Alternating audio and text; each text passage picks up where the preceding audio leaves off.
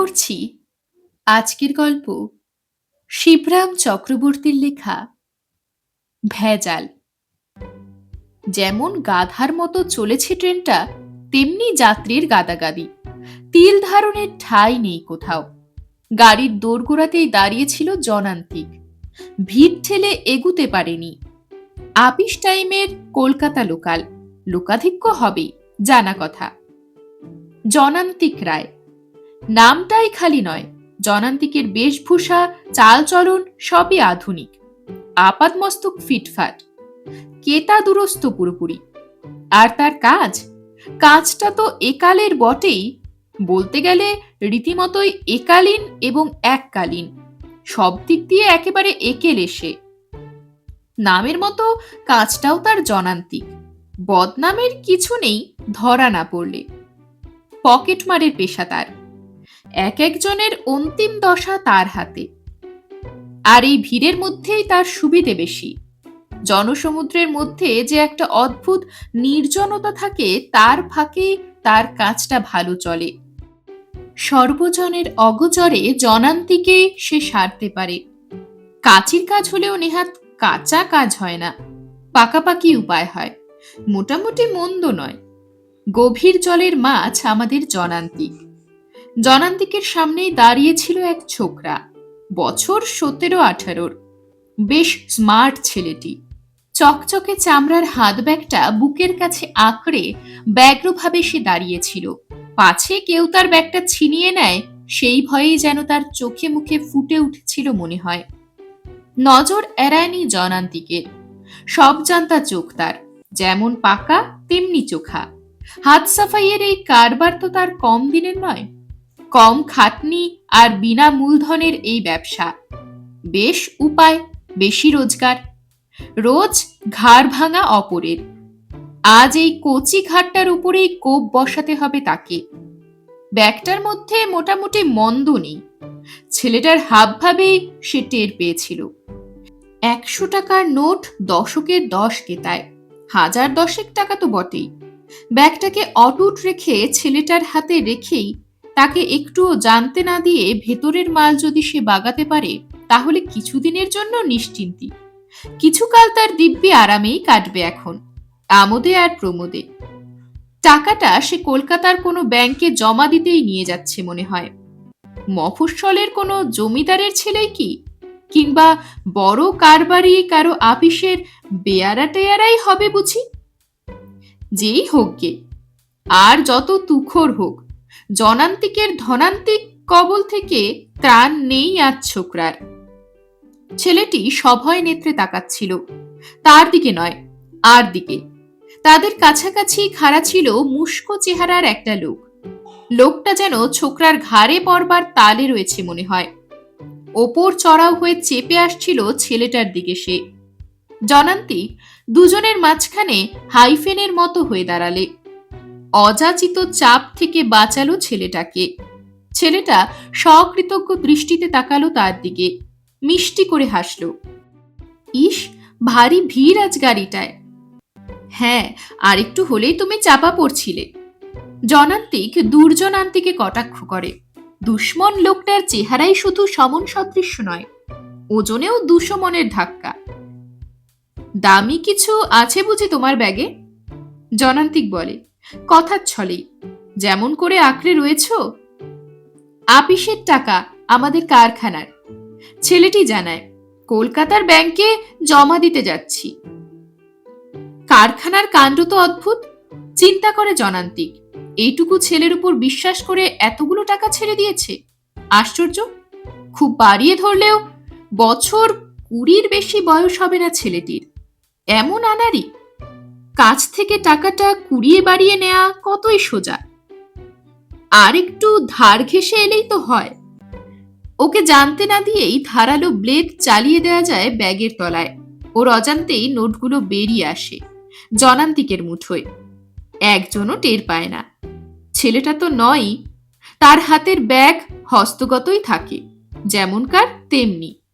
দ্বিধান্বিত ব্যাগ নিয়ে বিনা দ্বিধায় সে চলে যায় কলকাতায়, তার গন্তব্যস্থানে।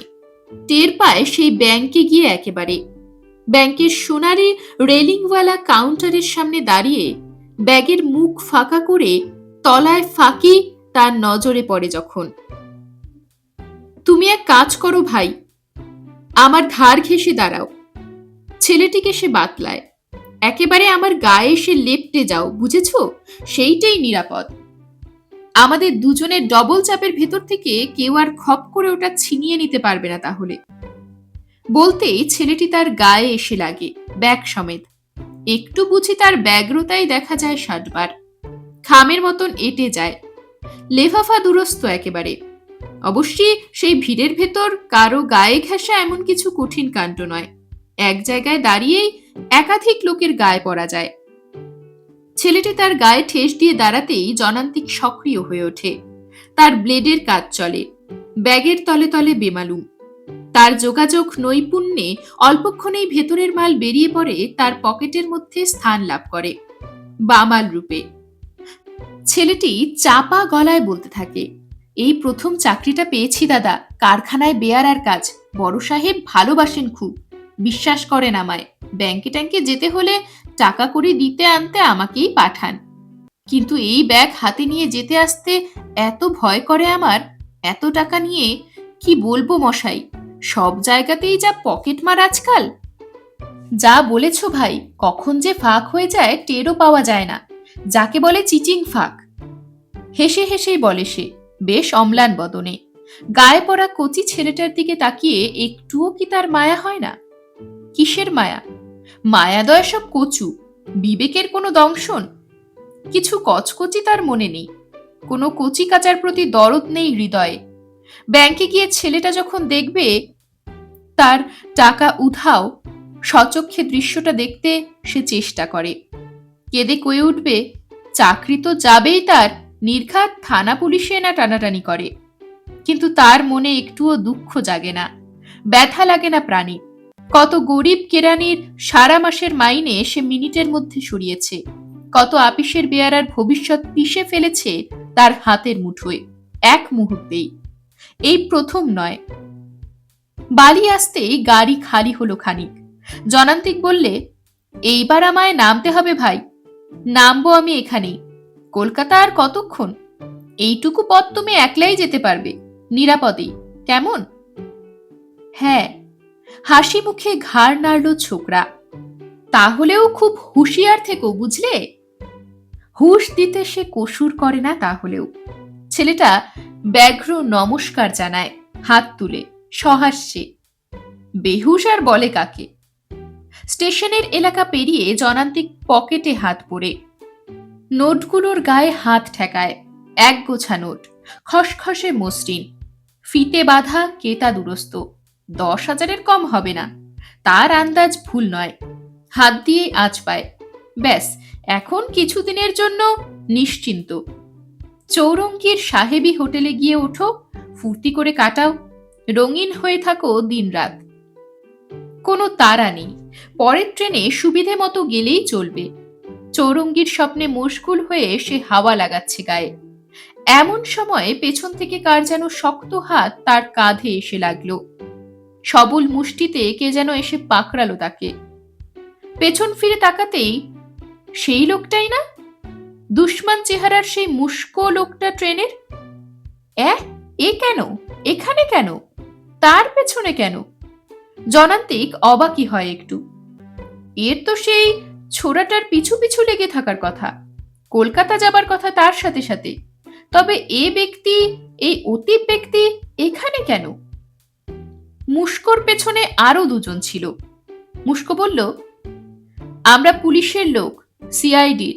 দাঁড়াও, সার্চ করব তোমায়। সার্চ? কিসের সার্চ? জনান্তিক আরো অবাক হবার চেষ্টা করে। জাল নোট আছে তোমার কাছে, তোমার জিম্মায়, টের পেয়েছি আমরা। বলতে বলতে সিআইডিটা শটান তার পকেটের মধ্যে হাত পুরে দেয়, নোটগুলো বের করে আনে এক টানে। জাল নোট? এবার জনান্তিকের বিস্ময়টা সত্যি সত্যিকারের। জাল নোট এগুলো? ন্যাকা, জানো না? ধমকে উঠল মুস্কো লোকটা। ছেলেটা গা ঘেঁষে দাঁড়ালো তোমার, তা কি দেখিনি? তুমি ব্যাগের তলায় ব্লেড চালিয়ে নোটগুলো বার করে নিলে, তাও কি নজরে পড়েনি আমার? দুজনেই এক দলের লোক। এরকম যোগসাজশের কাজ ঢের ঢের আমরা দেখেছি। যোগসাজশের কাজ? জনান্তিক যেন জনান্তিকেই জানায়। তুমি যখন ব্যাগ কাটছিলে তখন কি আমি দেখিনি? ছোড়াটা আর চোখে সব দেখছিল আর হাসছিল মুখ টিপে টিপে। তা কি আমার চোখে পড়েনি ভেবেছ? তাইতেই তো ধরা পড়ে গেল। ছেলেটা তার ব্যাগের নোটগুলো তোমাকে পাচার করে দিয়ে খালি ব্যাগ নিয়ে হাসতে হাসতে চলে গেল। আবার ন্যাকা সাজা হচ্ছে। ও তাইতেই? তাইতেই না বলতেই ছেলেটা এগিয়ে এসে গায়ে পড়েছে, দাঁড়িয়েছে গা ঘেঁষে, ব্যাগ সমেত আগিয়েছে। তারপর ওকে বাগিয়ে বোকা পেয়েই নোটগুলোর হাত থেকে রেহাই পেয়েছে। যত ভাগাড়ের মাল ভাগিয়েছে গায়ে গা লাগিয়ে, তারপরে কাজ সেরে জঞ্জাল সাফ করে হাসি মুখে বিদায় নিয়েছে বিনা বাগাড়ম্বরে। ইস, কি ভয়ানক ছেলে রে বাবা, কি ভয়ানক! কোথা থেকে যে এইসব আপদ জোটে, ভারী বিরক্ত বোধ করে জনান্তিক। এ কিরকম বদ ছেলে বাপু, এই কি আপিসের বেয়ারা? এরকম বেয়ারাপনা আমি জন্মে দেখিনি, ছি! এই বলে সে ধিক্কার দেয়। সেই বেয়ারাকে কি নিজেকেই, কে জানে। সিআইডির লোকটি নোটগুলি গুনে দেখে। একে একে 10খানা করে 100 টাকার নোট প্রত্যেক কেতায়। 10 কেতায় মোট 10,000। জনান্তিকের আন্দাজ একটুও ভুল নয়, পাকা লোকের হিসেব। দূর দূর, কে যে এইসব ভেজাল জোটায়! ডুকরে ওঠে জনান্তিক। ধুত্তর বলে সে হাত ওঠায়, হাত করা পড়ার জন্যেই। এরকমই আরো সব গল্প পেতে চ্যানেলটিকে সাবস্ক্রাইব করে দেবেন। আর গল্পটি যদি ভালো লেগে থাকে তাহলে লাইক, শেয়ার আর কমেন্ট করে দেবেন।